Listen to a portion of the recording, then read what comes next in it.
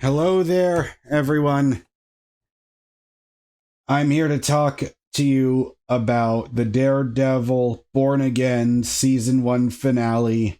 And I just have to say, that was probably one of the greatest episodes of television I've ever seen. I just now finished watching it, and I, I guess we'll just start from the beginning.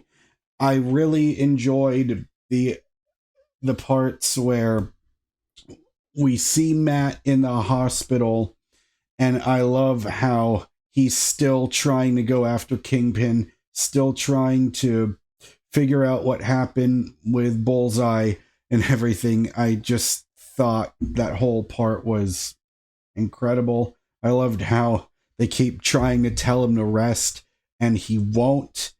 And I just loved how we're finally moving into Mayor Fisk finally becoming Mayor Kingpin.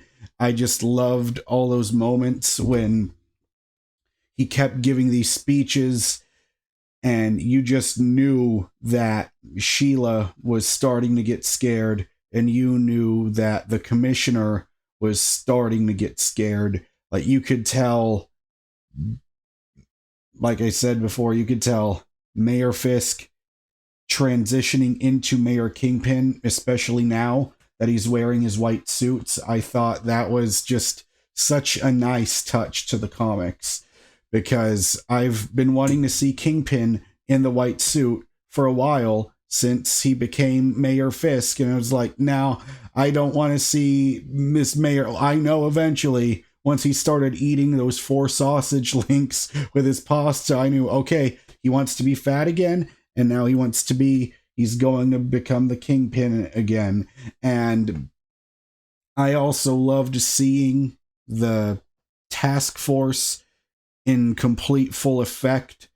And I have to say, I really was wondering what would happen when when Fisk sent Buck over to the hospital, and you could just see him walking around with that injection needle. Like, you could see him walking around it almost like Agent 47 in the Hitman games. To me, it was just amazing. There was so much tension in that scene, and I loved how Fisk wanted to recreate the blackout, the NYC blackout of 1977, and he just used that. And I loved how Matt found his way, was able to escape, and I loved how as soon as Matt got back into his apartment, we see him again. We see the Punisher, Frank Castle, and I am just so amazed more and more by John Bernthal's acting. Like, every single time he's in a scene, he is a scene stealer. It's like he is fully one with the Punisher, fully become one with Frank Castle, and I just loved that fight scene in the apartment when Fisk's task force rolls in, and I just loved that whole scene in slow motion. Like, that was like action cinema mastery. Even though it's not a movie, it's a TV show, I still call that cinema.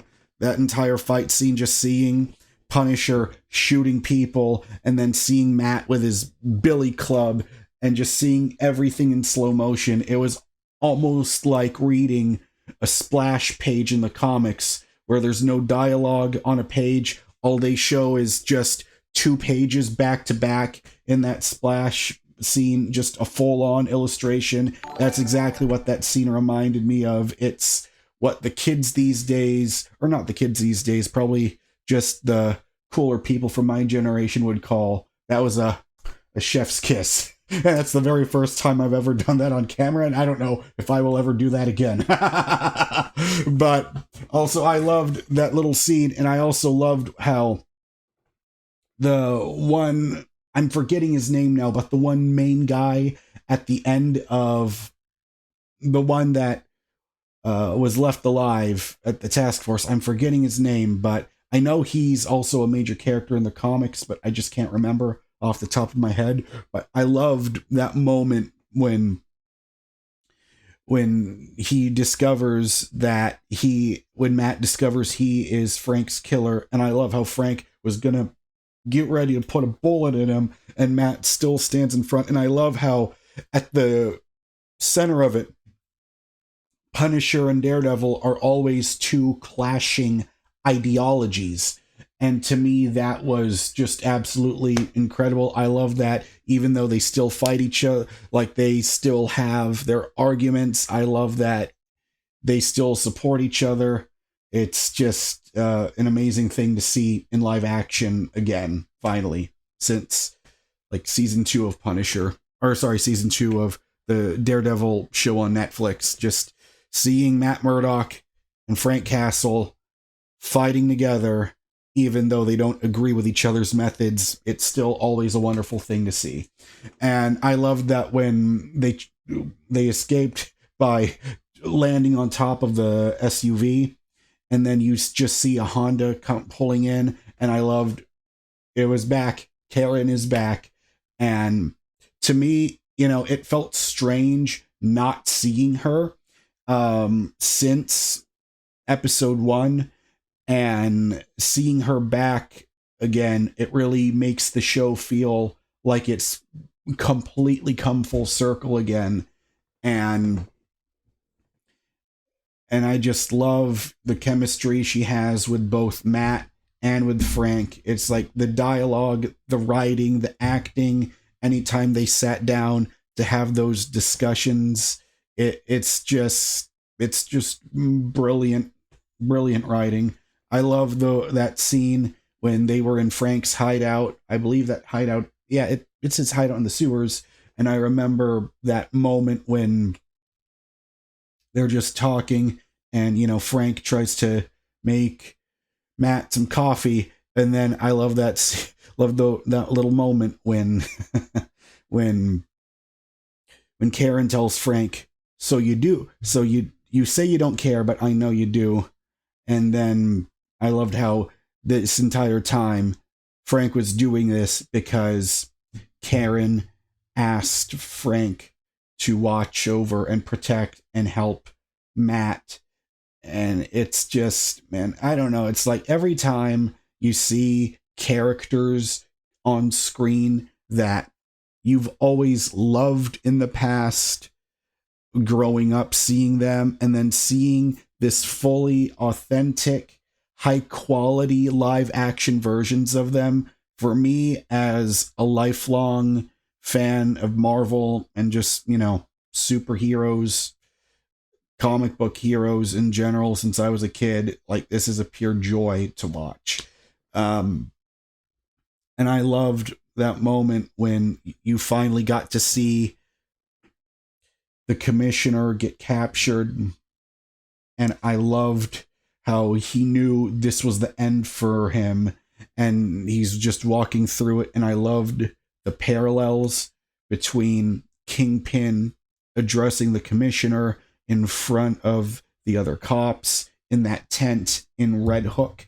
And I loved how that was going back and forth with the scene with Frank getting captured by the task force, and he's tied up. And I just loved how he told them,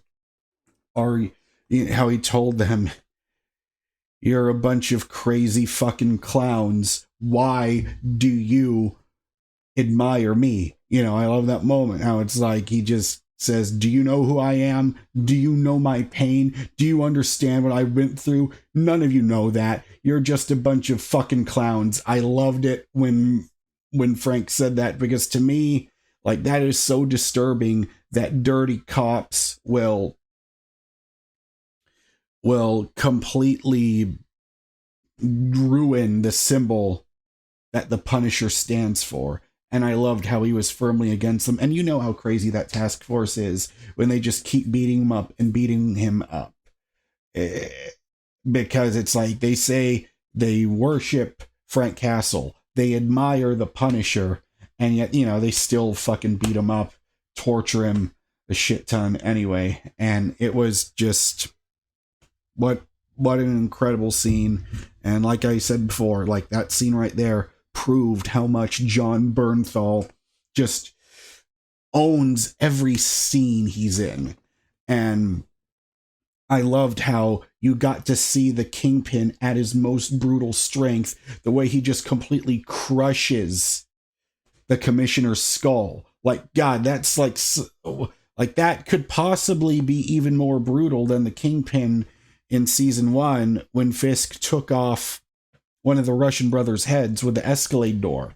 But just seeing, I love how they were able to use the little bit of, extra CGI money to show Kingpin's true strength and his true brutality. And it's so crazy because it's like all these people that thought, oh, maybe he wants to be good, maybe not. It's like, do you stupid assholes forget that you're working for Wilson fucking Fisk, one of the most evil villains ever? Like, it's just it's like, what do you expect is going to happen? You try to support the mayor, and now by the time you want to leave, it's too late because he's going to get rid of you. He owns the city. And I just absolutely loved that moment when Frank and Karen were looking at the storage unit, and I loved how Matt found the avocados at law sign. It was just great because just having Karen there is just bringing the callback over to the Netflix series, and it's so fantastic. It's so well done. Because people who watch the Netflix series are going to look at that scene and they're filled all with nostalgia. But then for people who are new to Daredevil, where the only time they've watched is just this season of Born Again, they could understand the important history Foggy and Karen have on the show, how important they are to Matt. And I loved bringing that moment around full circle. And I also was shocked to find that discovery that Red Oak, I said Red Oak, I meant Red Hook, where Red Hook has no jurisdiction. So it was crazy to me that this entire time, why was Kingpin so completely fixated on Red Hook? It's because that little territory of land that Red Hook is on is completely